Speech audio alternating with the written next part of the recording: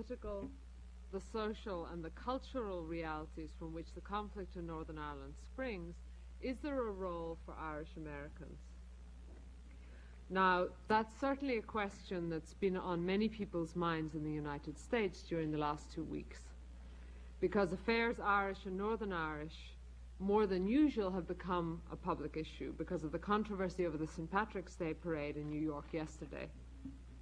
The choice of Michael Flannery, sympathizer with the Irish Republican Army, as Grand Marshal of the parade, was of enormous symbolic significance.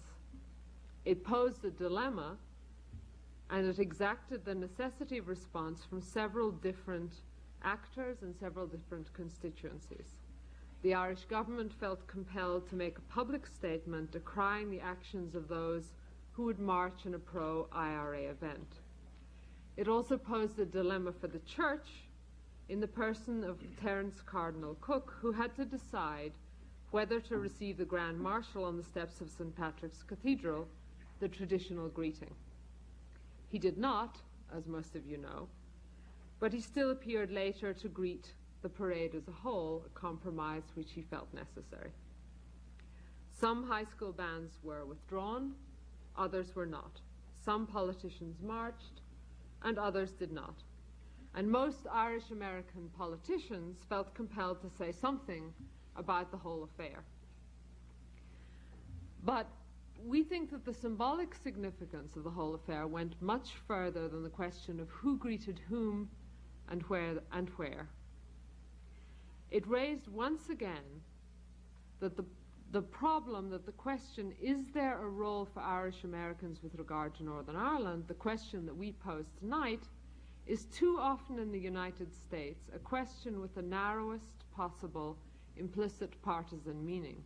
Namely, should Irishmen in America support the Irish Republican Army, or should they support the valiant fight of the Irish people to throw off the British yoke by violent or non-violent means? The purpose of the panel this evening is to cast that question instead in the broadest possible terms. What are the range of parts, through action or indeed inaction, what are the range of parts that Irish Americans might play with regard to the conflict in the north of Ireland in order to bring that conflict to an end? In order to speak to that question, we have brought together two Irishmen, John Hume and His Excellency Tig O'Sullivan, and two Americans. Whether they would designate themselves Irish Americans, I leave to them, Martin Nolan and William Shannon. Before I introduce them, I would like to say a couple of words about how we'd like to conduct the discussion. Each speaker will talk for 10 and no more than 15 minutes, and that's a very short time. So we would appreciate it if you would formulate your questions during that period and then refine them and hold them until all four speakers have finished. I think it would increase the possibility of dialogue to have a range of questions, sometimes directed to all speakers, and sometimes to take up a particular point in the remarks of only one. My own role in this as moderator, I am the moderator only, I think, because I grew up in Belfast and therefore have a particular view on a particular slice of reality that animates this discussion. The slice of reality that animates the other speakers is quite different. Mr. Martin Nolan, who will speak first, has been with the Boston Globe for over 20 years and has been responsible for some of the most careful and tactful editorials during that period on the question of Ireland. He has written numerous pieces on that subject, and he's also written on the role of Irish American politicians. He is, he would claim, a third-generation Irish American. He's a native of Boston. He has, in fact, been in Northern Ireland in 1981, and he will speak to you on this question of whether there is indeed a role for Irish Americans in this conflict. Thank you, Ms. Taylor. Mr. Ambassador, ladies and gentlemen. Well, last Sunday was the St. Patrick's Day parade in South Boston, and there were parties galore, and I went to one house where there was some good Irish music there, and I brought my father. My father used to play in Irish bands, used to have his own Irish band, and he knew some of the musicians, and he was talking to them about this jig and that reel and this strain of music and this minor chord and that one. And the fiddler was from Galway, says, "Neil, were you born over here or over there?" And he says, "I was born over here." And the fiddler said, "You saved the fare." Well, that's many of us here in this country, many millions of us in this country who are Irish American have saved the fare by being born here. But the atavistic tug of Ireland grabs many of us, millions of us, and has not done so dramatically since the Troubles began again in 1969. And I think of all the troubles that have gone on, the violence, bloodshed in Northern Ireland, the turmoil among politicians in this country, I don't think there's been anything more dramatic, really, any more of a watershed than the last week or so. If you read the New York Times, page 1 today, you will see 2 page 1 stories about the Troubles. But I think you will not see 2 page 1 stories about the Troubles that deal not with violence, bloodshed, bombings, killings, but with ideas. This is the first time since the recent Troubles began that the news has been dominated by something other than the bomb and the bullet, by ideas. I think the reaction to Mr. Flannery's march down Fifth Avenue yesterday is, I think, all to the good, because the force of ideas, rather than the force of a bomb tossed at a discotheque or a bomb that manages to kill members of a band in London, has proved to be equally dramatic and may force many Irish Americans to rethink the whole business. Now, we in Boston have a wonderfully romantic notion of Irish struggles against the Brahmin oppressors. It's a very convenient thing that Evacuation Day falls on St. Patrick's Day. The British left Boston in 1776, and we would try to drive them from all parts of Ireland someday in the future. Well, it's a very romantic tale, but I think slowly and slowly the political reality of it is that groups like NORAID, which have been able to play upon that romantic sense, I think are reaching a crossroads. What I think is this, that the politicians who go along with the idea of supplying guns to the IRA have had a free ride. I think the events of the recent days are going to make many citizens question whether they should have a free ride anymore.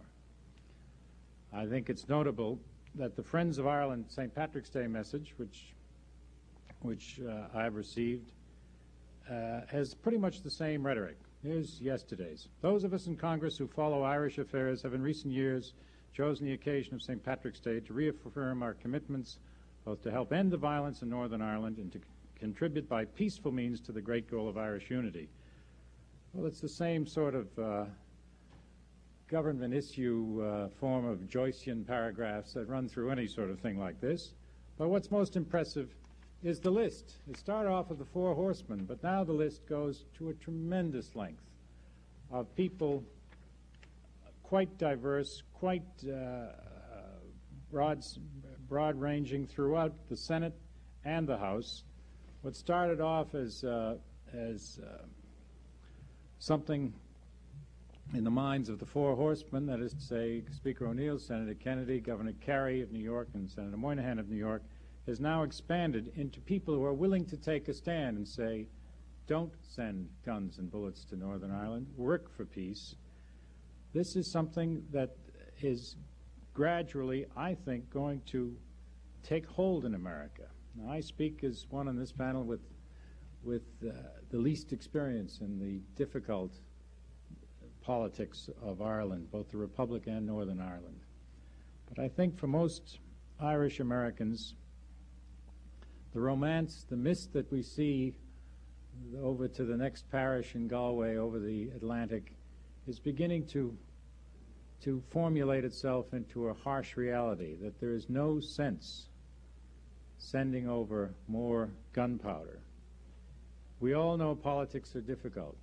I suppose that the SALT talks will be all wrapped up before we have any lasting peace in Ireland. However, the Irish Americans who have sort of drifted along, and now I don't think will be allowed to drift along any further. And the politicians who have been exploited, I think, many of them, and who seek to exploit this case will now be, I think, on the run in this country. I certainly think they should be. Of course, we know there's nothing more perverse than the typical Irish American. We only discuss this affair seasonally. It only happens this week.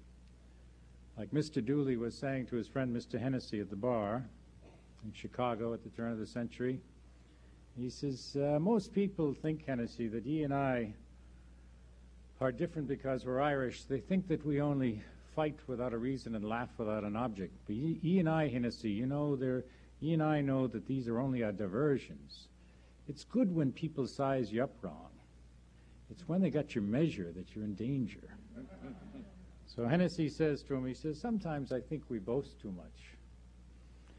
And Dooley says, that's true, it's true, but it's only in Patrick's Day we can hire others to blow our horns for us. Thank you.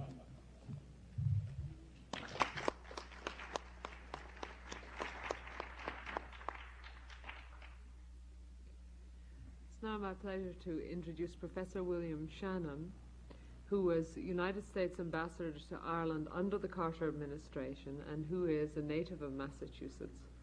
He's also a noted columnist for both the New York Times and the Boston Globe. He was on the editorial board of the New York Times from 1964 to 77. He was also ambassador to Ireland from 77 to 81, and he's now a professor at Boston University.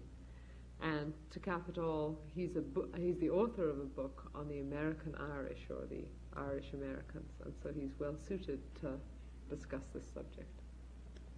Thank you. Well, I would make 2 points. First of all, whether or not there's a role for the Irish Americans, I think there certainly should be a role for the Western Europeans because Ireland and Britain are both members of the European community, and the violence that exists in Northern Ireland has gone on there now for nearly 14 years, far exceeding any other violence that has gone on in Western Europe. And it's, I think, as an American, something approaching a scandal that Europe has been able to take a position on Afghanistan and El Salvador and problems far away from Western Europe, but has not done anything about Northern Ireland. So I'm pleased that at the initiative of Mr. Hume, the European Parliament has voted over the opposition of the British government, I'm sorry to say, but anyway, has voted to set up a commission to study the Northern Ireland problem and see whether other Europeans can point the way towards some political solutions there. And a Liberal member of the Danish Parliament has been made the active representative of this commission, and there may be a report from the European Parliament on Northern Ireland sometime later this year. And because I think that's constructive for many reasons. First, I often had the impression when I was in Dublin that the participants in the Northern Ireland dispute were like a quarreling family who had been locked in the same room with one another for so long that nobody could think of anything new to say, so that to open the windows and open the doors and bring in some new Dutch and Danish and German and Norwegian and other participants can only be to the good. And also, Europeans do not have a large Irish population, whether first generation or third generation or whatever. So American good faith in this matter is sometimes suspected, because although there are millions of Americans who are of Irish Protestant descent, nevertheless it's assumed that the interest in this country must come from Irish Catholics, and therefore American influence must be weighted on the nationalist side. Well, that same kind of suspicion won't be aroused in Northern Ireland about the influence of the European Parliament. So I think that's all to the good. The second point I would make is that, since I'm sure you're all faithful readers of the Boston Globe, you know that last year when Mr. Pryor started the new assembly in Northern Ireland, I wrote a column welcoming this development because it has been my view for some years that we could leave the question of reunification of Ireland aside for the moment without trying to judge it one way or the other, because it, in my view, was the most emotive part of the whole Irish question. And before you could bring together the people in Northern Ireland, the people in the Republic, you first had to bring together the people in the two communities in Northern Ireland so that they would live together, serve on juries together, work together in the civil service and in the government and in industry, in fact, act like neighbors rather than adversaries. And that to get that cooperation and that cooperative style of living, which we take for granted in America, to get that going again, you had to have regional government in the north rather than direct rule by the British, and you had to have a government in which both communities shared power, whether it was called the power-sharing executive, as it was for 5 months in 1974, or called partnership government or something else.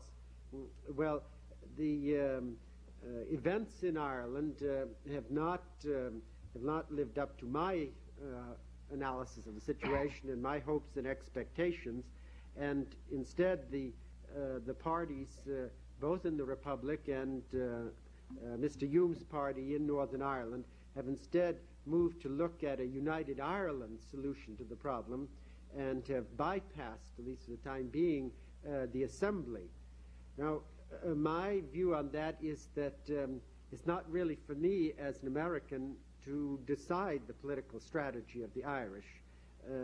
Throughout the crises of the last 150 years, whether it was Daniel O'Connell fighting for Catholic emancipation in the 1820s, or Parnell fighting for Home Rule in the 1880s, or De Valera fighting for national independence in 1919, 1920, these Irish leaders could appeal to Irish America and to Americans generally for financial support and for political support. And there were, in each of those past instances, Americans, Irish Americans particularly, who were prepared not only to give support but also tell the Irish how to solve the problem. But I don't think that made any sense in the past, because only the people on the ground, O'Connell and then Parnell and later De Valera, were actually negotiating with the British, actually running for public office in Ireland, actually dealing with the problem in a day-to-day way. And if you've ever been in elective office or in public office, you realize that the whole fabric of problems is different when you actually have the official responsibility of making decisions about them. So I don't think that I or any American can really second-guess Irish leaders in either the Republic or the North. In the end, it is their country, and they have to make the decisions. It's their responsibility. And as Democrats in America, with a small d, will respect the elected officials and honest and peace-minded politicians in our own country, so we should respect and defer to the peace-minded constitutional politicians in the Republic and in Northern Ireland. So that would be my definition of the responsibility and role of Irish America. Thank you.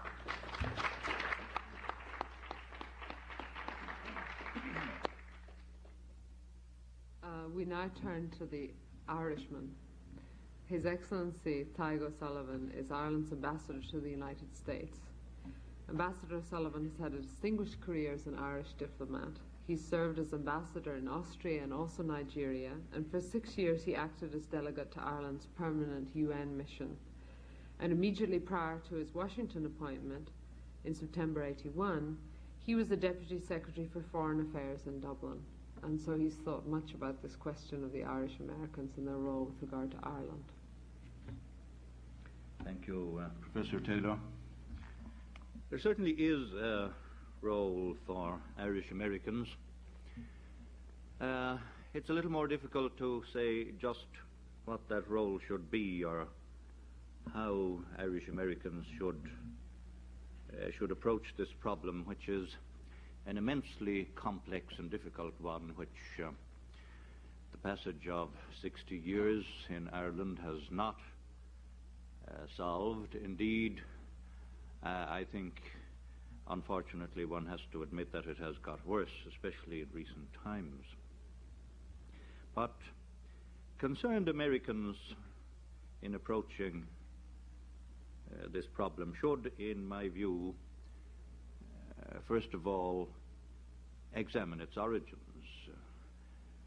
Perhaps speaking in this university to many of you who have who have studied it, it may perhaps be a little superfluous to go into that. But at the same time, looking at the American scene, particularly what has happened in the past few days and the lead up to it over several recent weeks, one gets the impression that Americans tend to be concerned with the symptoms of the disease rather than with its cause, and that what leads to such manifestations as Mr. Michael Flannery strutting up Fifth Avenue is, in fact, frustration at these symptoms and at the apparent lack of progress in solving the problem. But that people who feel as Mr. Flannery does, and as many do who are like him, fail to address the causes of the problem and fail to think in terms of a real solution. The cause, of course, is due to the presence in Northern Ireland, for historical reasons, of a large body of people who are of Lowland Scots or north of England origin, planted there 3 centuries ago, at a time when it was the policy of the British government of the day to deliberately plant settlers in colonial territories such as Ireland in order to secure permanent control of those territories. This is essentially the origin of the problem, and when Ireland was moving towards independence in the early 1920s, or indeed before that, in the early years of this century, in 1912, 1914, the descendants of this settler class refused to participate in Irish independence because of a feeling that if they were incorporated in an independent or even an autonomous Ireland, for at that time all that was considered was home rule, that they would in some way be discriminated against or at a disadvantage vis-à-vis the rest of the population. And as you know, unfortunately, the solution applied to that problem at the time was not a permanent one. It was an interim measure designed to protect, in some fashion, this minority in the northeast of Ireland against the rest of the Irish people, by drawing a line around them, a quite arbitrary frontier, which created a state or a political entity which was roughly 60% settler class and 40% native Irish class. That, of course, was a very grave error. This not only failed to solve the problem, it sowed dragon's teeth, from which later there sprang up armed men, the paramilitary terrorists of today. That is the problem we have.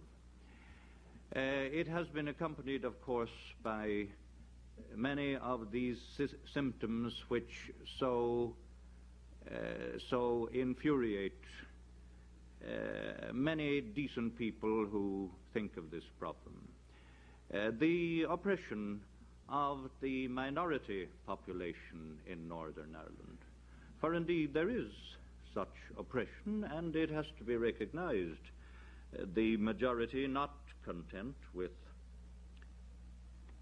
having an artificial political entity created for it, sought to ensure that this would always remain so, and therefore denied to the minority Catholic population, trapped within this artificial entity, basic civil rights such as the right to free education, the right to good housing, the right to jobs, and many other rights which are taken for granted in a modern civilized society.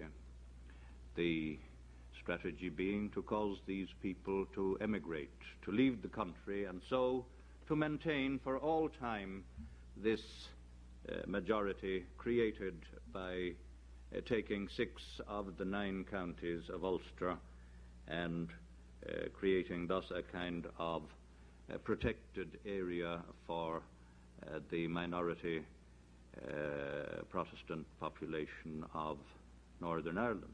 When I speak here of Protestants and Catholics, of course, I think it's necessary to say that the conflict, although often referred to as a religious conflict, is not, in fact, fundamentally a religious conflict. It's an intercommunal conflict. It is the conflict between the descendants of this settler community and the descendants of the native Irish stock, which found themselves after the drawing of this arbitrary frontier, found themselves trapped behind that barrier in the company of people who are actually their compatriots, but who feel themselves different, who feel themselves still British, who feel themselves belonging to a culture which is not ours and which they seek to maintain despite the fact of Ireland having moved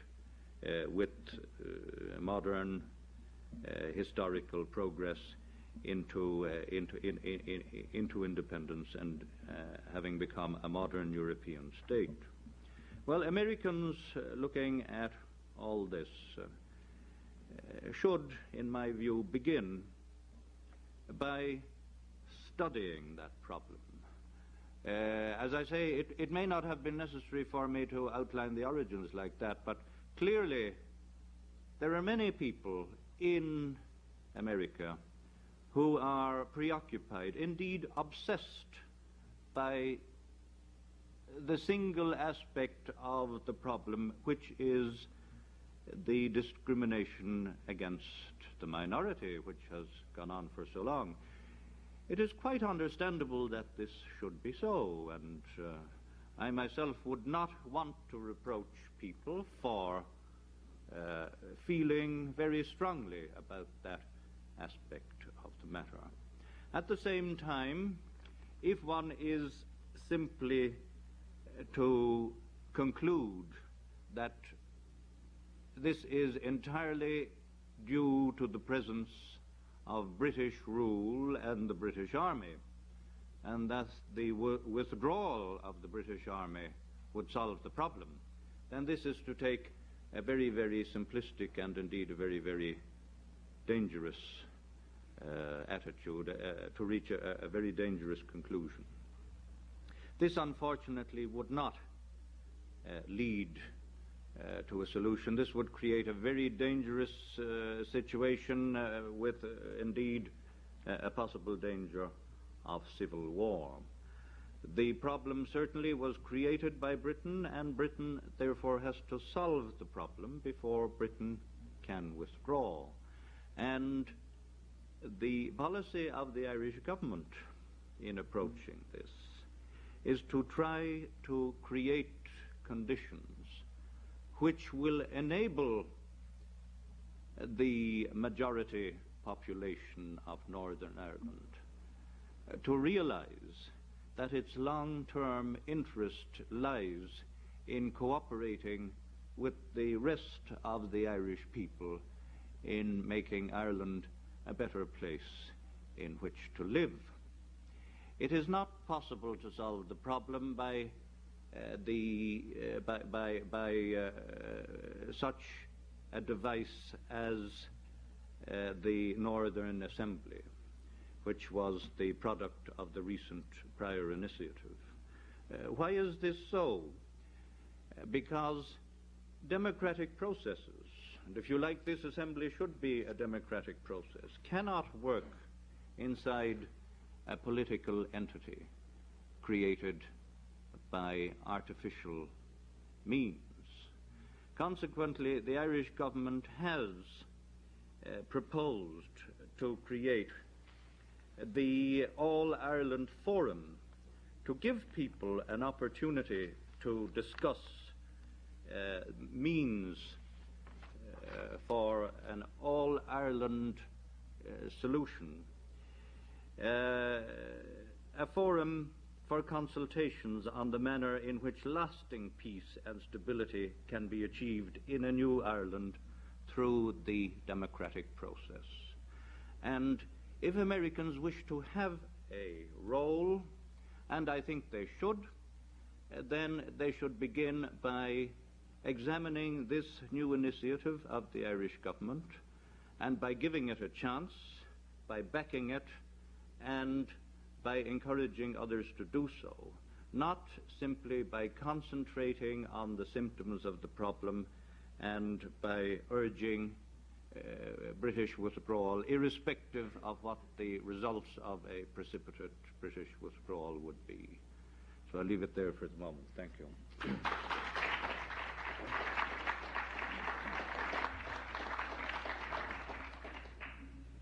And finally, for a view from the Ireland of the North, we have John Hume, who is a leader of Northern Ireland's Social Democratic and Labour Party, and who's also been a member of the European Parliament since '79. He's from Derry. He was the MP for Foyle in Northern Ireland's Parliament of 1969 until the dissolution of Stormont. He was a member of the Northern Ireland Assembly and the Power Sharing Executive, and he was also a member of the 74-75 Constitutional Convention, and so he has a long record of attempting to work for some kind of resolution to what is known here as the Northern Irish situation. Thank you very much. I think it's timely to be discussing the role of the international community in the Northern Ireland crisis. And I think it's interesting that the international community, for the first time in the decade of the problem, or the 12 years of the problem, has started to overtly express its interest in assisting, after having respected throughout that 12 years the British government's position that it was its internal problem and no one else had the right to interfere. The reasons why I think that is happening I will go into later, but I think before I start putting forward my view as to what should be the role of the international community, and the Irish American in particular in that community, I think it would be wise to discuss the problem that we're asking them to have a role in. Because one of the problems about the Northern Ireland problem is that people disagree about what the problem is.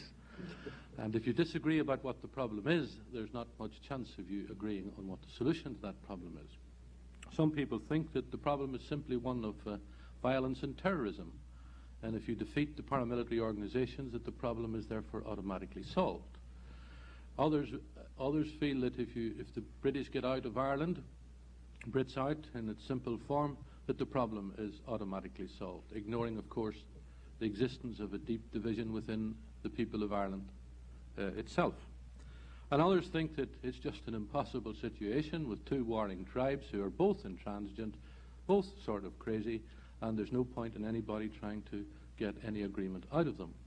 The reality is, of course, that the people of Northern Ireland aren't any different from any other people anywhere in the world. It's just that the situation that they're locked into is what has created the problem of Northern Ireland. And any other group of people in exactly the same situation would, in my view, behave in exactly the same way.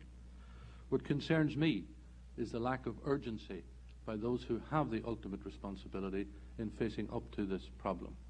It's at, in my view, having lived through it as a public representative, it's now at its most grimmest stage since the beginning of the Troubles. Because there's not just now the political crisis in Northern Ireland, in which over 2,000 people have died, over 20,000 have been maimed, over 5,000 bombs have exploded in our streets, in which we have built 2 new prisons. It's the only growth industry we have, and are now in the business of creating a 3rd one, filled with young people, serving the best years of their lives behind prison bars, and in which the community is more deeply divided than ever, symbolised by a wall, an actual physical wall, brick wall, built in Belfast to separate one section of the community from another. Allied to the depth of that crisis is the economic crisis, a combination of the recession and the effect of violence on the economy and on inward investment. 27% of the population are out of work. Transfer that into some of the ghetto areas, and you're talking about, in the Cregan estate behind where I live, 62% of the men are out of work. It's over 50% in Strabane. It's over 50% in West Belfast. Young people aged 18 today were only 6 years old when the Troubles began. Therefore, they have lived now almost the life that they remember, in a situation where they know nothing but soldiers on a street, soldiers who stop them and search them for security checks if they happen to have long hair or wear denims, and who have no hope of a job, and who have deep resentments, and who respond rather easily to the simplistic slogan that the enemy is that soldier, and get him out of here and your problem is solved, making it therefore easy for recruitment to paramilitary organizations. That is the present-day reality to the problem. Yet where is the urgency in facing up to it by anybody involved in it? Because if that is the problem, then there's one message that it screams out to everybody. It's about time you all had a rethink about your attitudes to it. Because if there's any one truth that emerges from all of this, the past attitudes of the different parties to the conflict have led us right to this situation. And the lack of urgency, and I think it's worth pointing out, that the only people who have actual power and responsibility are those who govern Northern Ireland. The people of Northern Ireland do not govern Northern Ireland, neither do their representatives. They are governed directly from London by the Westminster government. The most original contribution that we have had from the British Prime Minister, and I make no apology for being bitter about it, was that Northern Ireland is as British as Finchley. I hope, at least for the sake, I don't know in fact who feels the more insulted, the people of Finchley or the people of Northern Ireland. But if that problem was existing on the streets of Yorkshire or the streets of London, then the British Parliament would sit up at night to solve it. And it would be a major burning issue in British politics every day of the week. But it's not. It's not even discussed, not even a motion on it, at the annual policy-making conferences of any of the major British parties. That is their concern. I'll come back to British policy in a moment. The traditions within Ireland who are in conflict and whose division goes to the heart of the conflict, because Ireland is actually united, you know, the peace of earth, there's nothing dividing the peace of earth. The division is among the people, and it's there that we have to seek for the ultimate coming together of the people of Ireland. We have Ireland's Protestant and Loyalist or Unionist tradition. Broadly speaking, these terms are interchangeable. And they have had a consistent approach to the situation in Ireland. It is that they are a minority within Ireland, that they are in a Catholic country, and that the majority Catholic ethos of Ireland threatens their heritage and their distinctiveness and their identity. And they have sought to protect that, and rightly so, in my view, because I believe that a country is richer for diversity, and that uniformity destroys any country. And I want to see the preservation of diversity within Ireland, and I want to see as much emphasis on our essential diversity as on our essential unity before we get a solution to the problem.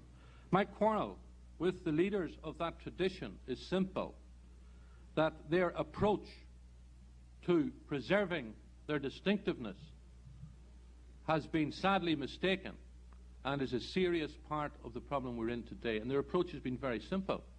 Hold all power in our own hands and we'll make sure we protect ourselves. And give none to anybody else, exclude them, ourselves alone. That's a very violent attitude in practice in any society. If you're going to, on the basis of either the colour of somebody's skin or the colour of the baptismal water, you're going to exclude them from any role in decision-making, then in the end you're going to meet a violent reaction.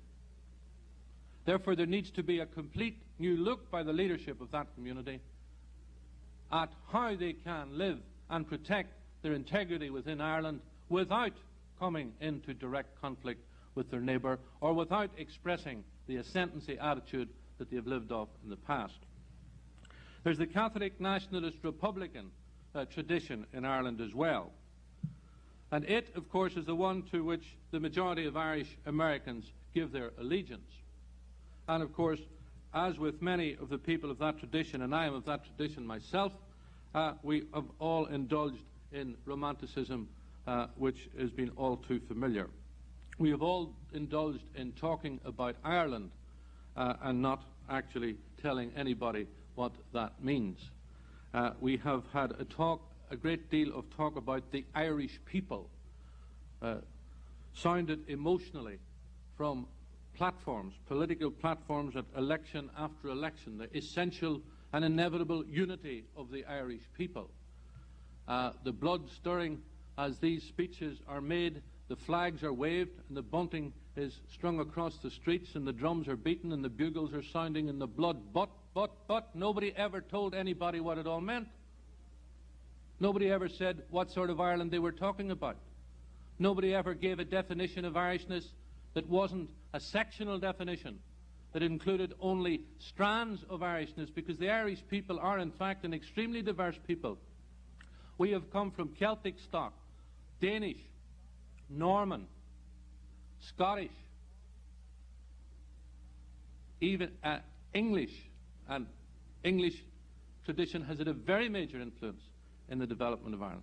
Catholic, Gaelic, Protestant, all of that goes to make up the Irish people. It is a diverse people. But Irishness, as it has been proclaimed from the platforms of my tradition, has been an Irishness that has been exclusive of the Protestant tradition in Ireland and led them to believe that they had no part in that Ireland. And not only was it right to proclaim it from political platforms, but it was right to kill for it and to die for it. And young men fired with that emotionalism have been sent out to do so and have ended up in their graves or behind prison bars.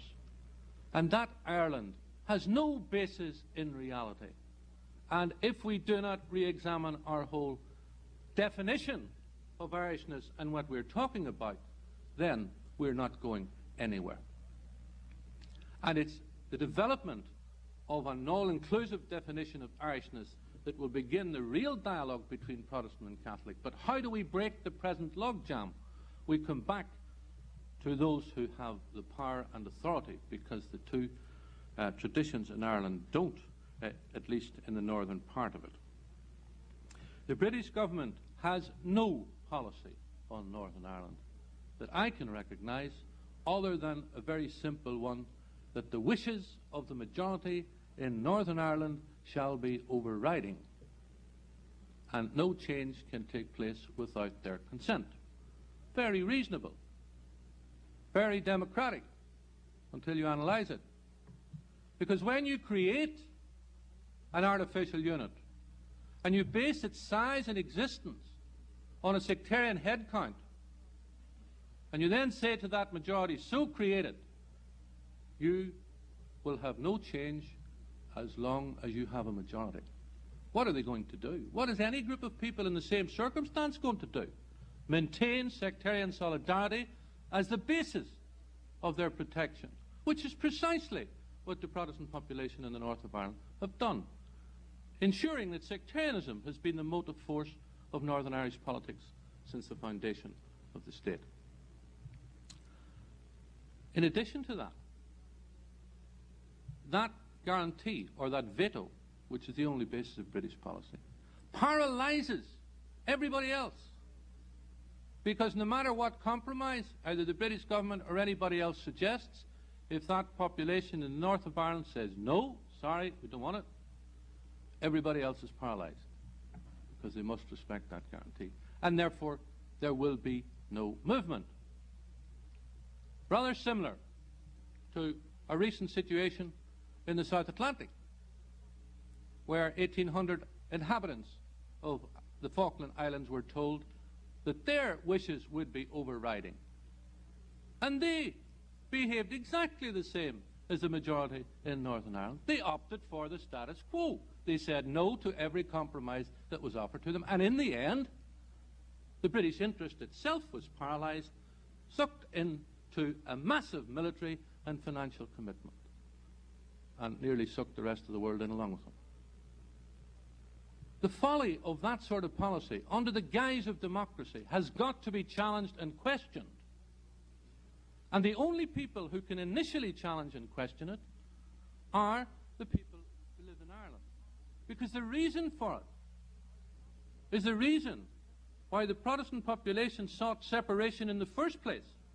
It is that in an all-Ireland solution, their interests would be trampled upon. And clearly the British government accept that reason, or they wouldn't reinforce the veto. And the challenge and the negligence shown by the political leaders of my own tradition in this century has been that not once have they challenged that. Not once. Because not once has anybody gone beyond the word unity or the slogan unity to spell out what sort of Ireland they were talking about, so that people could see that their interests weren't threatened. That is why there has been a new initiative in the last week or so. The first, by the way, from the Irish side in this quarrel in this decade. Bringing together for the first time the democratic parties in Ireland that believe in unity, with the set objective before the end of this year to face up to the problems that lie in the way of unity, the economic problems, relations between church and state. What sort of Ireland will it be? What will be the living standards? What will be the relationship between church and state? And to frame a framework for a new Ireland which is inclusive of all strands in the Irish tradition, and which gives positive protections and a positive role to all sections of the Irish people. If that is put on the table to a British government, then one can give them a very good reason for changing their policy and for committing themselves to bringing the Irish people together in agreement and using all their massive influence of persuasion to do so. Where does the international community come in that? There is a legitimate interest in the United States, and it's no accident that in the past month the European community has said it's going to have a look to see whether with its experience of conflict resolution it can make a contribution. If I had tried to get that through the European Parliament 2 years ago, I wouldn't have succeeded. I did a fortnight ago succeed, and the vote showed France, Germany, Italy, Holland, Belgium, Greece, all voting together, and the only people voting against were the British Conservatives. Showing that the international community is now becoming restless with the continuing ugliness of the quarrel in Northern Ireland that disfigures the very ideals in which the European community was set up. And here in the United States, while the political leaders have made statements every St. Patrick's Day for the past 5 years, this St. Patrick's Day they put down a firm resolution in the Senate and Congress asking that their president pressurise the British government into solving this problem. I think that international pressure is legitimate given the lack of urgency shown by the British government. I think the Irish-American community, because of their ties of blood and friendship, have a legitimate interest.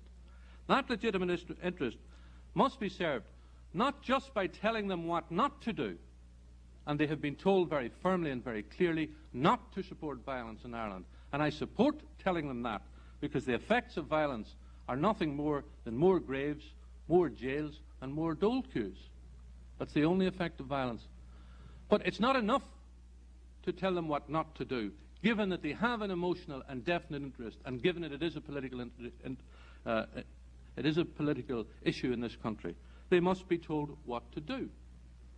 And given that the Irish parties are coming together in a broad initiative, then I think it's timely, and some earlier speaker, Marty Nolan, pointed out that at the beginning of the decade it was one or two politicians in America making statements. Then it was the Four Horsemen.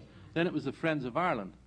Now it's Republican and Democrat, 28 of them in the Senate yesterday, expressing their concern. And the more that political leaders express legitimate concern and ask for legitimate pressure, the less will be the frustration of those who have been turned into paths of violence. And I believe that the role is to use that legitimate interest and the massive, massive strength to get the power of the United States with that legitimate interest to keep up the pressure on the British government to act urgently to solve this problem, which is a scandal on the face of a civilized world. Thank you.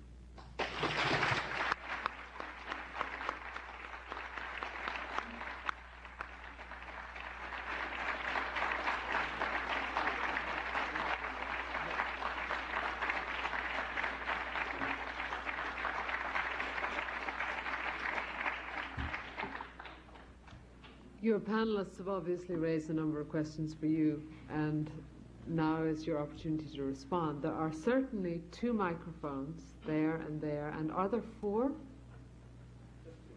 There are only 2. This one and this one. So if those of you who wish to ask questions could go to those microphones, and it would help us if you would identify yourselves by name and, if necessary, by organization, so that your speakers can have some sense of where you're coming from. And it would also help us if you could frame your remarks in the form of a question. That's always helpful to the responders to such questions. My name is Suzanne Murilli. I'm a graduate student in political science at Harvard and Irish, American. My question is addressed primarily to Ambassador Sullivan, although I would like to hear from all the panelists. You describe the conflict in Northern Ireland as more communal than religious. And I wonder whether in that case, if that is true, what sort of initiatives you might see being made by the Protestant and Catholic churches together, both in Northern Ireland and between the North and the South, and perhaps even internationally. And I'll add parenthetically just the remark that in the 1960s, the Second Vatican Council made a commitment to ecumenism, and I wonder how much the Catholic Church in Ireland, both North and South, has made efforts to fulfill its obligations. Thank you. When I said the conflict was more communal than religious, what I meant was that it doesn't concern religion. It's not because of different liturgies, different ways of honoring God, of celebrating in church, that people are struggling in Northern Ireland. It's because they come from different cultural backgrounds. The religion tends to be a badge, a symbol, much as a race, color has been a symbol in this country, certainly was a symbol during the great struggles here in the 1960s. And a very interesting aspect of that is that the civil rights movement in Northern Ireland was modeled directly on the black civil rights movement in the United States, with marches from one town to another with the same songs. "We Shall Overcome" is a Northern Ireland civil rights song. But not to get sidetracked, your question is, what could the churches do?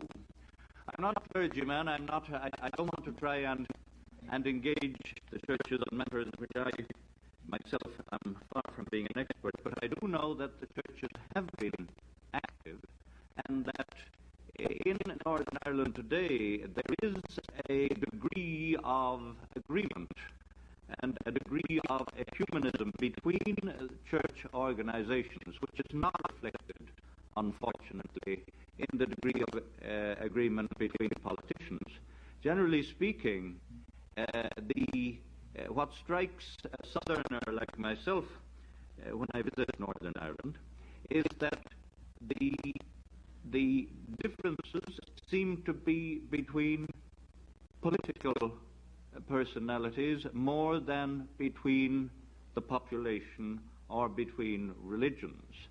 We had a visit recently in Washington from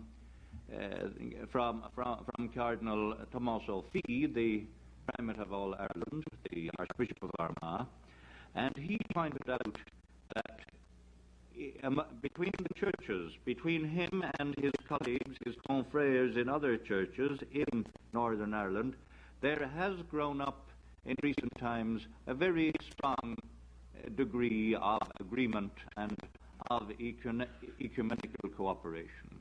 I wouldn't like to go much farther than that. Many very worthy things have been done. I think there is a strict limit to what you can expect churchmen to do in a problem which is essentially political and has to be solved by politicians. John Hume set out very, very clearly what the need is. And the need is an urgent one, and this feeling of urgency among politicians which is lacking, this is what is needed in order to solve the problem. It is political initiatives. Our government has now launched one, the All-Ireland Forum, and we hope we will get cooperation from other parties in this very, very difficult problem, in making this forum work and in helping it to reach its conclusions. I think it's on that a solution depends, and not on what the churches could do. They can do a lot, and they have done a lot, but ultimately, without political agreement and without the cooperation of the leaders of the country, North and South in Ireland and between Ireland and Britain, you will not get a solution. Thank you. If you can, it's difficult for me to call on you unless you go to the microphone because it's hard to be heard. So if you could go to the microphone. Thanks. Am I next? Thank you. My name is Jimmy Walsh. I'm from County Cork in Ireland, and I'm here for 1 year on a graduate program. I heartily commend John Hume's candid and realistic approach to the problem, but I note a lack of the ascendancy tradition on the panel. Might I play that for a second and ask John that when he sees the problem as, in a sense, assuring that tradition, that in a united Ireland they would not have as much to fear as perhaps they might think, how he envisages such an Ireland, and what guarantees or what this would look like to be attractive enough for the Northern Unionist tradition to enter meaningful negotiations and to see that there is hope for them in United Ireland, rather than being a minority that to be trampled upon, that they would be guaranteed certain rights. The first response I give to that is that they must first have the alternative, because up till now the alternative has not been there, and therefore real debate on alternatives have not been able to take place. And the notion of Irish unity has been dismissed, and been able to have been dismissed likely by unionist leaders as conquest of the North by the South, or as takeover of the Protestant tradition by the Catholic tradition. So the first point is that the alternative on the table creates real debate. That is why, and so the second point is that having been a party political issue in the Republic, that has also been a paralysing factor in coming to any solution, because when one government was in power, the British government could say, well, that's a very hard-line government, we'll wait till the soft-liners come in and we'll be able to do a deal with them. And when the soft-liners come in, they say, well, they couldn't make a settlement stick because the hard-liners will be in again next week. So it's absolutely essential, therefore, that all those parties who are agreed on one issue, the objective, should sit down together and for the first time spell out what they're talking about. The problems that I see themselves having to address themselves are the economic situation. What about living standards in the new Ireland? The North has been subsidised heavily by Britain, at present to the tune of £2 billion a year. How will an integrated Ireland deal with that cost? Where will the money come from? How would it be paid for? Will it require international aid? Will we have to approach our friends? And here's where our Irish-American interest might then become very, very important at that stage. And will it be phased, and for how long will it be phased? In other words, a real hard-nosed facing up to reality and getting down from the clouds and the dreams. What will be the relationship between church and state? And how will we deal with that in our New Ireland situation? Will we make it clear, and have it seen to be clear, that we will be living under a constitution in which no church will influence the laws or constitution of that state, and in which there will be absolute freedom? And that applies, by the way, to both churches, because what we have in Ireland are two confessional states. In the southern state, the confessionalism is expressed in attitudes to what one would broadly call family law, and in the north, it's what one would call social behaviour, like whether or not you can get a drink or swing on a swing in a children's playground on a Sunday, each affected by the different, and each losing the interaction on the other. These are the issues that have to be addressed. Now, I don't presuppose that when they are addressed, and when the alternative is on the table, that it is going to be easy to convince people. I think it is going to require a period of persuasion. And I would hope that the British government would become convinced that, coming together is better than division. And I am sometimes amused that all over the world people are looking to unite this and unite that, but somehow on one island of 5 million people, which is half the population of New York, it's thought to be wrong to suggest that you should bring people together. But I think it's going to be difficult and a long-term process. But I believe that if the direction in which a solution is moving is seen to be clear and certain, that will settle the problem down, and people will start the genuine dialogue that is the first step towards a solution. The British government promises to maintain the connection with Northern Ireland as long as there's a majority, basically, which is the loyalist population, that they will remain part of the United Kingdom. There's a body of public opinion that feels that with the exception of the 1974 or 1975 power-sharing agreement, that the British government basically has not had a policy over the last 10 or 12 years in treating the Northern Ireland problem.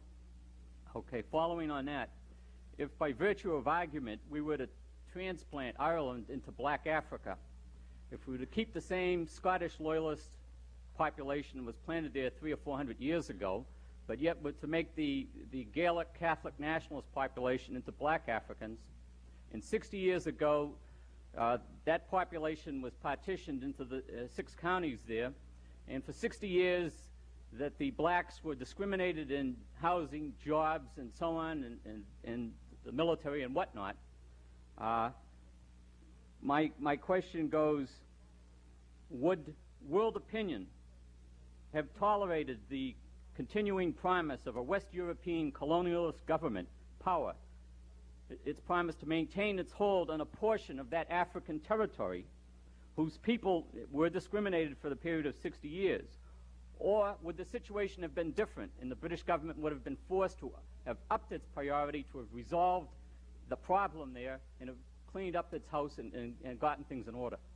Do you want to address that to any particular student? To either or both Mr. Shannon and Mr. Hume. Well, I think that yes, that the problem would be somewhat different if in Rhodesia, which is the closest real-world analogy I can think of to the hypothetical situation that you suggest, but there, of course, the blacks were an overwhelming majority, and the whites were a small minority, and so for the whites to continue under Ian Smith to try to run a black majority country indefinitely was bound to fail, and eventually the British government under Mrs. Thatcher brought their weight to bear to bring that to an end. So if that were true in Northern Ireland and the Catholic community were a heavy majority, where of course the problem would be solved by now. But I also think, along the lines of your analogy, that in the mid-20th century we are much more sensitized to racial questions, because this is a century of decolonization in which black and brown people have been liberated from white European imperialist control. And so increasingly situations based on racial hegemony seem anachronistic and unreal. But on the other hand, nowhere else in Europe, indeed very few places nowhere else in the world that I can think of offhand, is one Christian white community in conflict with another Christian white community in the way that they are in Northern Ireland. So I think that the situation has such a 17th century quality that many Americans, many Europeans find it incomprehensible. They find the African analogy that you posed, if that were real, they'd find that much more understandable in 1983 than they can understand a situation which in the rest of Europe disappeared 200 or more years ago. So yes, I think if it were a black-white situation, it would be much more on the UN's agenda and much more comprehensible to many people than it actually is. I think, the straight answer to your question is I don't know, because it's a hypothetical one. But I think that the analogy of Rhodesia, or Zimbabwe as it now is, could be a very accurate one if the following had happened. If the white population of Rhodesia had been all located in one geographical area, and the British government's solution had been to draw a line between the whites and the blacks, leaving the a minority black population within the white state and saying to the white state, you can stay linked to us as long as you have a majority and let the rest go free, you wouldn't have had peace in that situation. The whites would have maintained racial solidarity as the basis of their protection, just as in the Irish situation, sectarian solidarity was maintained, as I was outlining earlier on. The blacks would have been treated as the enemy within, just as the Catholics in Northern Ireland were treated as the enemy within, and you wouldn't have had peace. I think that the analogy is quite accurate in that sense. My name is Riley. I'm a descendant of people of Connemara, the land of the Lunan landscape. Brought up with little, as Martin Nolan would say, jigs and reels, and little respect for Johnny Bull, as my father would say. My question is Leon Uris, to the entire panel, is Uris, I feel that Uris might have been right when he said that Ireland has little future and has nothing but a reliving of the past. The second question I have is that has haunted me all my life is, would it have been better, this is heretical to say, if King Billy had won the place entirely, and then, maybe he never could have pounded the Catholicity out of them, us or whatever we are, and we may have wound up like Jamaica or something. Wouldn't we have all this bloodshed? Two questions, really. Is there a future? Is it a reliving of the past? And the second thing is, if Billy had won, would it have been better?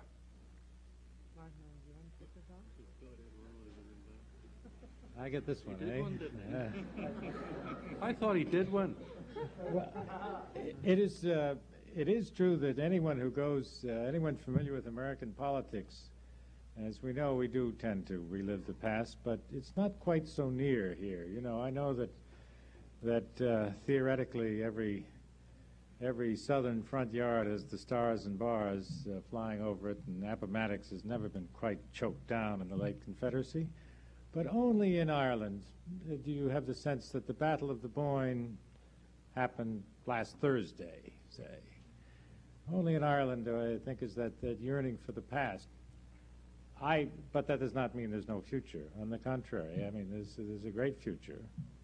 If these really, if you look at the economic future of Ireland, its potential is great. And it's the strength of its people, the resilience, having dealt with so much tragedy nearby, and with the stamina to survive it, and with enormous economic problems, which are far more concerned. The people in Ireland do live in the past, but their economic problems are very much more present with them than we think. The Battle of the Boyne is a main concern, but the tax on the pint is the pint of Guinness, which steadily rises, and the per capita debt of each Irishman is enormous. Yes, there is a future. And what if it had been a British, say as British as Yorkshire? I don't know. I think that's really, I'm delighted to say that's a problem for Her Majesty's government. I think that the strains within the United Kingdom are as strong in Wales and in Scotland in a different form, but a less virulent form. The notion of being English becomes steadily more important as Great Britain becomes less great.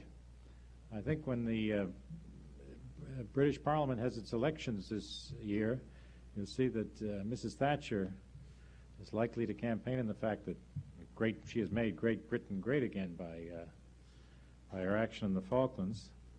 But I think in other constituencies in Scotland and in Wales, there'd be less of an acceptance of that.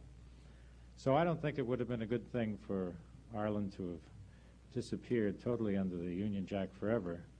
And I do think there's a strong future, much stronger than it looks from here. I hope since there's so many questions, you'll be content with one answer, and we can move on to the next one. Yes, I'm Constantine Bazakis, Harvard College 49. I'm a poet, the author of Salute to John Paul II, Ode to Ireland, Iron Lady, Falklands, etc. Mr. Hume, you stated Ireland is composed of Celts, Gaels, Scots, etc. I would like to correct you. The Gaels and Scots are both basically Celts, whose homeland was my parents' homeland of Macedonia, the true Heimat of the Celts, the kilts and bagpipes. This is from the horse's mouth, the Boston College Irish-born history professor. Correction accepted. The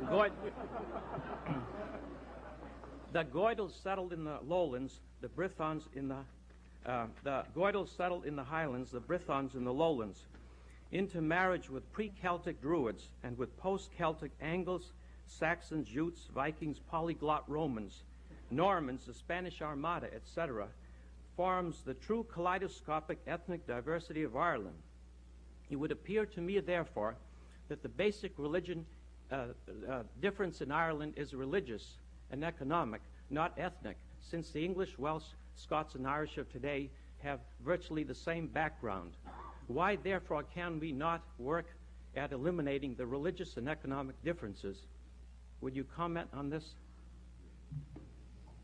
Yes, I think that I agree with you that the differences, the reason why they're so deep, is that there's a combination of difference which coincides. The original difference, which dates back to the 17th century, when at the period of colonization, the settler, so to speak, was Protestant, the native was Catholic. Religion took on a deeper significance than the mere religious difference. It took on also the question of a badge of identity, and at a later, and from the beginning, took on also an economic difference. And it's because all those differences are rolled together that we have the deep division. I would agree also with the thrust of what you're saying is that there is a unique, and this is a phrase of an Anglo-Irish communique, a unique relationship between the peoples of both islands. Apart from their love-hate relationship, there is a very strong intermingling. There are many Irish people in Britain. There has been a very big influence in Ireland from the different sections of the people who live in England, Scotland, and Wales. There is an intermingling. There is a connection of attitudes between the northern part of Ireland and the western part of Scotland, which is closer maybe than between the northern part of Ireland and the most southern part of Ireland. So that the framework for a solution in the end has got to be the framework of the problem, the Anglo-Irish framework, an expression given to all these differences and diversity, and creating institutions that could give expression to the differences that exist. I myself would like to see as a solution a federal Ireland with an autonomous north and with a new relationship with Britain in which the question of identity and citizenship could be worked out in an Anglo-Irish framework rather similar to a mini European community, but the detail of that is too much for the present time. But I agree that there is an intermingling. We're close neighbours. We've had more effect, but I often feel that the Irish problem became most serious when we became obsessed with Britain from the 19th century onwards, and we lost our broad European heritage that we had up until that time. But the solution has got to be found in that framework and in the recognition that there is an intermingling. My name is Kevin Toner. I'm from Dublin, but I'm studying in the United States at the moment. I have two questions primarily aimed at Mr. Hume. How significant do you think the changes would be if there was an economic resurgence in the north of Ireland? And secondly, in what light do you see Gareth Fitzgerald briefly mentioned constitutional crusade and also the pro-life amendment, which presumably can only be seen as divisive? And perhaps Mr. O'Sullivan would also like to comment on that, bearing in mind the commitment of the majority of the political leaders in the South and him being naturally their representative. Managed to pack a lot of questions into one. I'd like to address one. What would happen in the event of an economic resurgence in the north? Well, that's an extremely hypothetical question in the present situation, because we have suffered in the north not just from the violence which has prevented and stopped people from investing. I think there's no doubt about that. But we've also suffered from having applied to us Thatcherite economics, which is based on the notion basically that all industries should become lean so that they will be fit enough to build up again when the recession is lifted. But our industries weren't lean, they were skeletons, and they're now in their graves. We don't have any industry left in Northern Ireland. That's what makes the situation so very urgent, and that's what makes a political settlement that will allow the energies that are wasted in conflict to be released to go into constructive attitudes in Ireland. And that, I believe, the difference in that is not quantifiable in economic terms. Gareth Fitzgerald's constitutional crusade and its relationship, well, that crusade was related to making changes within the Republic to make it more attractive so that the North would join it. That attitude has divided the Republic in the sense that other parties don't agree. They say if you make internal changes and there's deep divisive debates on these matters, and then at the end of the day you succeed. If you fail to change, you've made the divisions much worse in the two parts of the island. If you succeed, and the Unionists or Ian Paisley say to you, as I have no doubt they will, it doesn't matter tuppence to us what change you make, then all that effort was in vain. I myself believe much more that what we need to do is recognise that the weaknesses in both parts of Ireland derive from from institutionalising the difference by drawing a line between them, and that neither state is worthy of the best in the Irish people because they have lost the interaction of the different communities on each other, and that we should be putting forward a vision of the sort of Ireland that we would see in the context of that interaction coming back again, which is why I'm strongly supportive of the present initiative. I think there was a third question, but I've forgotten what it was. Well, I'll be very brief about those. I think John has dealt with them very quickly, and I would just draw attention once more to the fact that the Irish government has now launched this new initiative on the establishment of a forum for a new Ireland, which will in fact subsume as it seems to me, the constitutional crusade, because it will take account of the views of people of all traditions who agree with the purpose of the consultations on which the forum is to embark, and who reject violence. The intention of this forum, the intention is that the forum will report before the end of the year on possible new structures and processes through which its objective might be achieved. Now that's a much, much wider thing than the constitutional crusade. The constitutional crusade was due to certain personal convictions of Gareth Fitzgerald himself. The forum will, however, be more of an inquiry.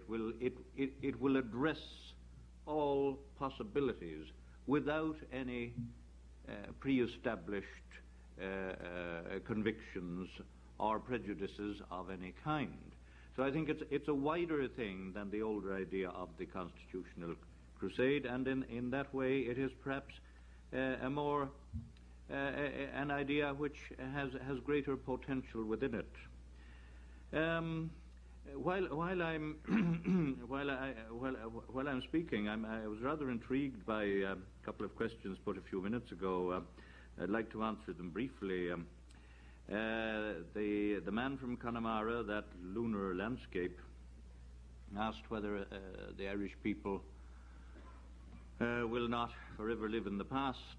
I'm from Connemara too. I was born and brought up in that lunar landscape, and all I can say is that the people who live there now are 3 times better off than they were when I was born, and that part of the reason for that is because of the development of the Irish economy, and particularly the creation of an industrial infrastructure in that part of our country and other regions of our country in the past several decades.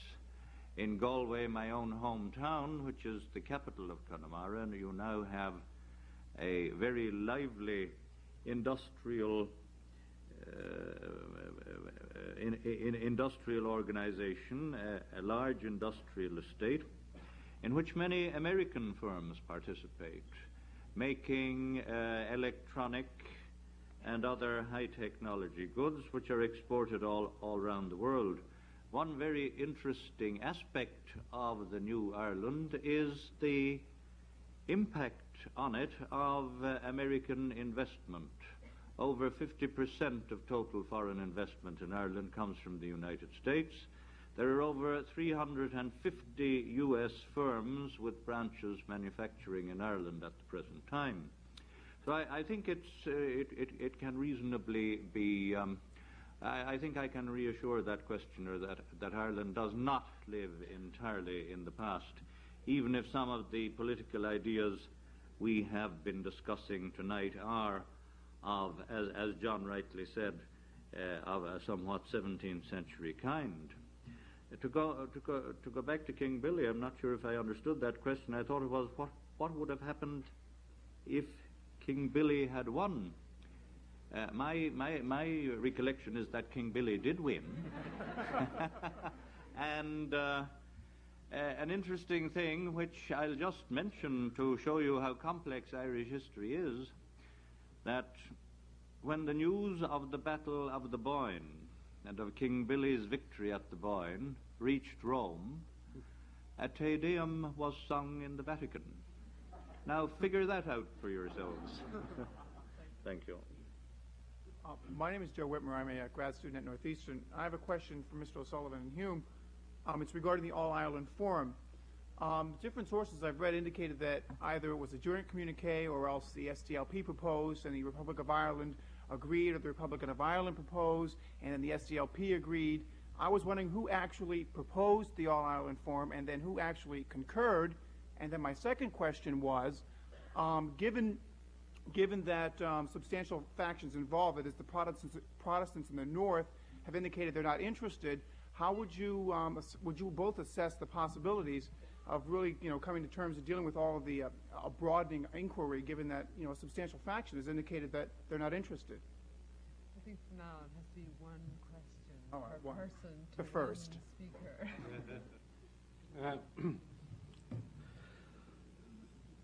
I should leave the answer to this question to the diplomat. The reality is that the government and the opposition, which is 2 parties, Fine Gael and Labour, the opposition party, Fianna Fáil, my own party in the North, have all agreed to participate in a forum, which of course will be set up by the government. We made a proposal last September that a Council for a New Ireland along these lines be set up. We had talks with all the parties in the South about it. The purpose of the body, as I outlined earlier, to draw up a blueprint for a New Ireland and to face up to the issues involved.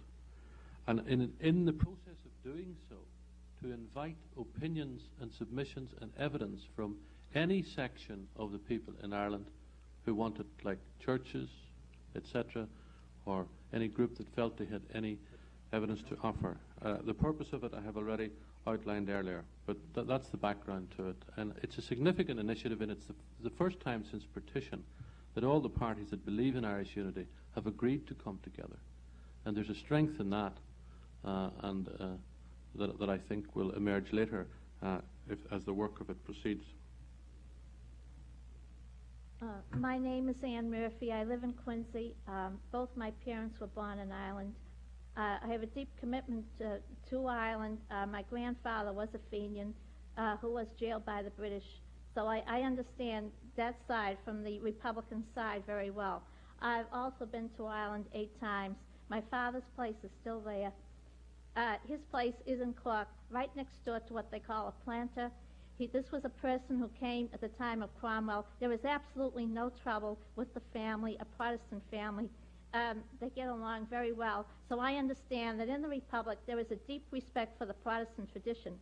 Also in the history, Douglas Hyde, the first president, and so forth, and Erskine Childers. So coming from where I come from, I can't understand this thing about people being afraid that a Protestant tradition would be wiped out or would be oppressed under coming into the Republic, into a united Ireland.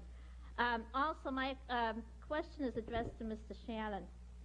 First of all, before I address my question, I want to say I'm also coming, where I'm also coming from, I'm a member of the Irish National Caucus, who believes in, this organization believes in making Northern Ireland an American issue. And I've noticed tonight that many, other than the 4 horsemen senators, congressmen, and so forth, are coming in to get involved in Northern Ireland. The Irish National Caucus has done a lot with, on this issue of getting congressmen interested. Now my question is to Mr. Shannon. I think, Mr. Shannon, you said that you were sort of looking toward Western Europe for a solution other than American. The thing is, I believe, as an American, that we have the perfect blueprint here. Also, on the question of religious dictatorship, there's nothing more pertinent than the Pilgrim Fathers, that we were under religious dictatorship. We came all the way up from it. We became a unity in diversity society. And we have the perfect blueprint right here. Also on unification, we have the perfect blueprint of the Civil War, that a country united is much better than a country divided. So I can't see, Mr. Shannon, why you say that we look to Western Europe. Western Europe, you're looking to nationalist countries. This is a unity in diversity, a pluralist society, and I can't see why you don't come on stronger for an American solution. Also, I want to say about the European Parliament, I read in the Irish Echo, coming from that Mrs. Thatcher said, out, absolutely not, told them mind their own business. Also, people in the Parliament have gotten up and called it a Mickey Mouse Parliament. Now, that's where you're coming from when you're dealing with London. And also, Mrs. Thatcher, I don't want to go too much, but she said during the hunger strike, she said, absolutely, no government has officially asked me to accede to the demands of the hunger strikers.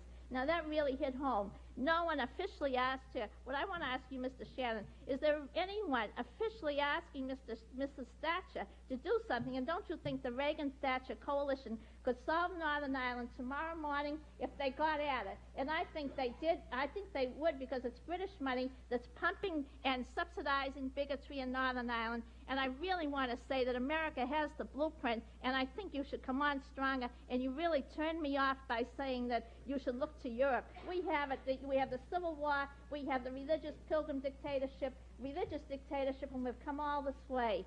So my question is addressed to you.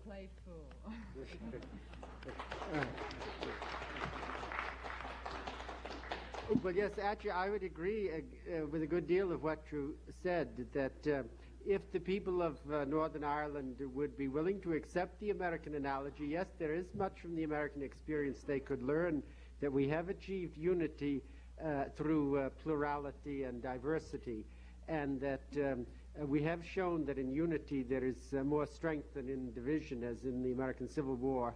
And Ireland, undoubtedly, had it been united since 1919, would be in a stronger position, as the whole island would be, than it has been by having to worry this bone of division since for the last 60 years or so.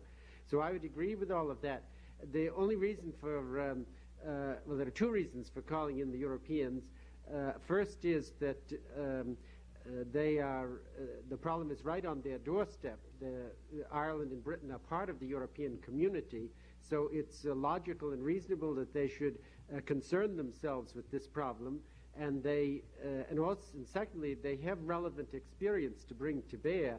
For example, they have the experience of reconciling the Catholic and Protestant traditions in the Netherlands, which were once as deeply divided, or almost as deeply divided, by religious hostilities as Northern Ireland is today, or bringing together the Flemings and the Walloons in Belgium, who have their long dispute over language and culture. And other countries in Western Europe also have had bitter and experience coping with multiple cultural and religious traditions. So that in politics, the problem is whoever can best move the problem along towards solution. If Mr. Reagan and Mrs. Thatcher would agree and would get to work on it, they might very well be able to solve it tomorrow morning. But since I can't deliver President Reagan, I'm hopeful that well-disposed Europeans may have more influence on Mrs. Thatcher, because it's harder for her to resist advice coming to her from other members of the European community with whom she meets every month in Brussels and Strasbourg and so on. And they are part of an ongoing political dialogue. Whereas we're coming at it 3,000 miles away, and while we're supposed to have a special relationship with Britain, still it's harder for the United States government to introduce itself into the problem than it is for her European neighbors and partners. I know we've many more questions, but I'm afraid there's only time for maybe one more. My name's Arthur Green. I'm one of the dreaded Ulster Protestants at Harvard this year. There are so many points that I would love to raise, but there isn't time to do it. But the essential point, it seems to me, is somewhere to do with the question of national identity. It seems to me that in some way that has not been fully dealt with this evening. There are multiple issues which arise in Northern Ireland, but it is very easy to eliminate the problem if you leave out the question of national identity. And I raise the question, put the question really, whether there isn't a very grave danger in supposing that there is or can be a solution to something as profound as that if you go for broke. That's to say, if you go for the first principles involved. There have been a number of initiatives recently. I think myself, and I mustn't, that is my question really. I think it is quite dangerous, however, to see it in moral terms. It is simply not true that the government of Northern Ireland, in a simple sense, is wrong or immoral or anything of that kind. The point is what perspective one comes to it. And as I say, my question is, can one in fact approach it on a basis of somehow eliminating the national issue? I don't think so. I think that the conflict of national identity goes to the very heart of it. And the reason why we have a problem today is that the national identity of a minority of the population in Northern Ireland has been totally ignored over the past 50 years, and any expression of that treated as a form of treason. But I think that your question actually goes to the whole heart of the understanding of the Protestant position in the north of Ireland.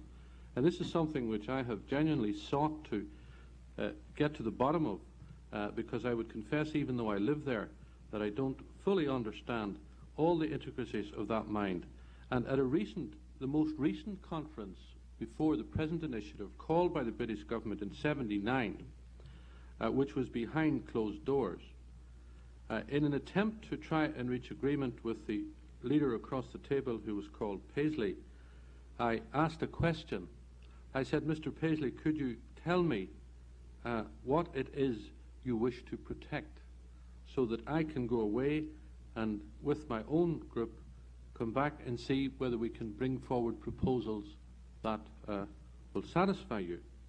And I said, as far as I understand your position, there are two things you wish to protect. It's your Britishness and your Protestantism. Am I right? He said, you're absolutely right. And I said, well, which do you think is the more important in your terms? And he came back to me and said very firmly and very clearly, I am a Protestant as long as the Crown is Protestant. I'm British as long as the Crown is Protestant. Once the Crown ceases to be Protestant, I will cease to be British. That to me was a very clear statement of the position. And that in fact the Northern Ireland Protestant saw his Britishness as a protection of his Protestant identity. Now, I may be treating it too logically in dealing with it like that, and therefore forging solutions designed to protect Protestantism. But I do not understand at the end of the day, given the demise of the British Empire, what Britishness actually means anymore. I know what an Englishman is, I know what a Scotsman is, and a Welshman is, and an Irishman is, but I don't know anymore what British means in a real sense. If somebody could give me a definition of what it means, then I think that is something, if there is a real meaning there, that certainly has to be taken into account in a settlement. Just as, one immediate solution that I think would settle the matter down considerably would be if one accepts that there are two identities, a British identity and an Irish identity, and that the other questions don't enter into it. If it's fundamentally that, then joint sovereignty is an immediate, or condominium is an immediate and obvious answer. But that would be rejected as well. But I do think that that very question runs to the heart of it.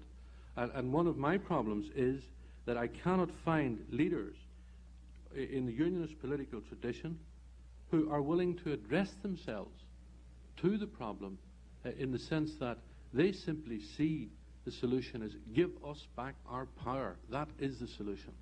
And of course, they don't see it in terms of accommodation between difference. But I do say and stress that I do think your question goes to the heart of understanding the whole issue. And if the answers could come out clearly from those who claim to be British in the northeastern part of Ireland, I think that we might get nearer a solution. If I could... Do you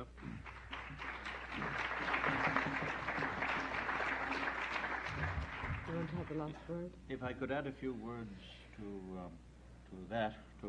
what John has said, I would entirely agree that it's the core of the problem, goes to the very heart of the problem, and that's probably the reason why there has been so little said, certainly by me tonight, about the question of identity, because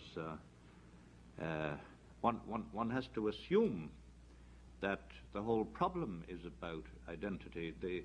The question of his identity is the agony of the Irishman. But I'd like to mention something which our Prime Minister, Dr. Fitzgerald, said last May of 1982 in his Dimbleby lecture on the BBC, speaking of the Ulster Scots, what you call the Scotch-Irish, that particular, I won't call them dreaded Northern Protestants, as our questioner did. We don't dread them. The problem is that they seem to suffer from something which may not be dread either, but certainly is anxiety, a certain problem of security. Dr. Fitzgerald, of course, is himself half, if you like, a Northern Protestant. He has Northern Protestant blood in him on his mother's side. He understands this problem. He feels it in his bones.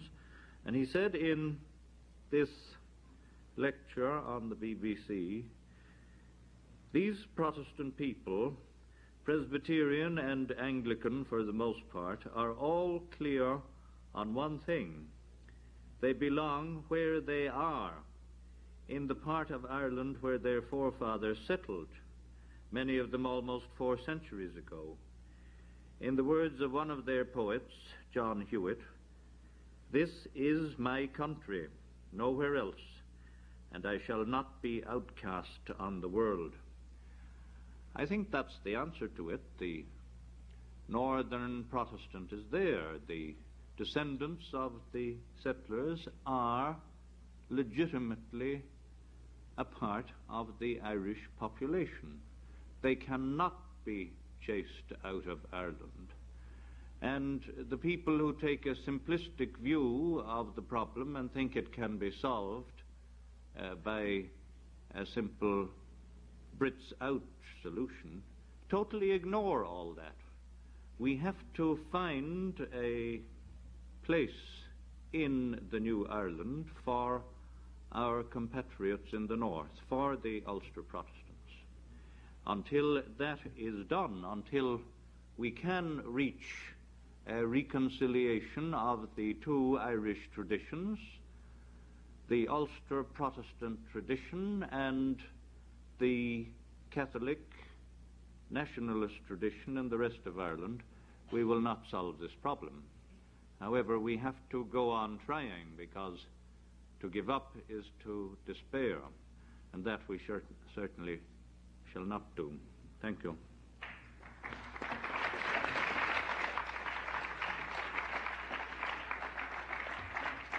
I'm sorry to have to end without taking all the questions that there were, but apparently we must clear the hall. So I'd like to thank all of you for coming, and to thank our panelists, not least for inspiring such good questions from you. Thank you all very much.